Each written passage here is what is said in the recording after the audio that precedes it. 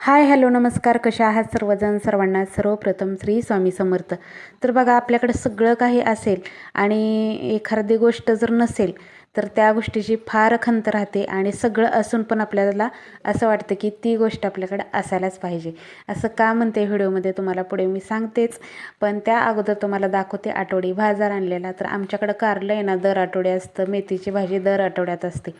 कारलं हे त्यांना खूप आवडतं आणि कारलं खाणं पण चांगलं असतं. ज्या दिवशी भाज्या आणलेल्या असतात ना, तर त्या दिवशी खरंच प्रश्न पडतो की नेमकं काय करायचं. आता तुम्हाला सांगते बघा, चुलीवर स्वयंपाक करायचा होता, फार हौस. ज्यावेळेस चूल होती आपल्याकडं त्यावेळेस म्हणजे असं वाटायचं की गॅस असावा, गॅस असावा. म्हणजे माझ्या आईकडे असतानाच सांगते. त्यावेळेस चुलीवर स्वयंपाक, फक्त मला भाकरी शिकलेली मी चुलीवरती बरं का. त्यावेळेस मला भाज्या वगैरे काही येत नव्हत्या. लग्नाच्या अगोदर फक्त फक्त भाकरी करायला यायच्या. आणि त्यावेळेस असं वाटायचं की गॅस असला पाहिजे, कारण त्यावेळेस ना नवीनच गॅस निघले होते. क्वचित एखाद्या ठिकाणी गॅस होता, पण दुसऱ्याकडे बघितलं की असं वाटायचं आपल्याकडं पण गॅस असायला पाहिजे. आणि आता आहे ना हौसनं 4-4 घरामध्ये गॅस आहेत, पण हौस इतकी की ज्वारीची भाकरी आणि मेथीची भाजी ही चुलीवरच खायची आणि करायची.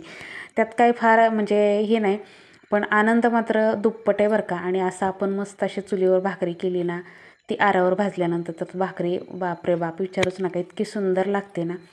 तर बघू शकता, इतका छान असा मस्त आर पडलेला आहे आणि त्याच्यावरती ही भाकरी भाजून घेते. शेवटची भाकरी होती तशी ही माझी.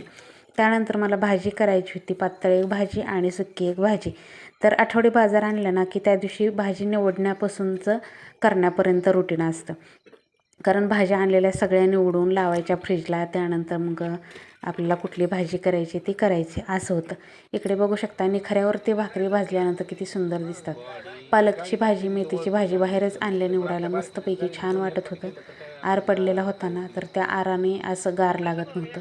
आणि हा फरशी टाकून घ्यायचा, हा आमचा एकच हा असा निर्णय होता की आम्हाला चुलीवरती जेवण खायला आवडतं आणि ते खायला मिळावं म्हणूनच इथं फरशी टाकली. तसंही आई आली की आम्ही अधूनमधून करायचं चुलीवरती. पण हे खरंच हे जे सुख आहे ना, तर हे कुठंच नाही. आणि हे अनुभवायचं असल्यामुळेच हा आट्टास केलेला आहे. इकडे भाजी टाकून घेतली, थोडीशी रस्सा भाजी केली, त्यानंतर मेथीची भाजी करायची.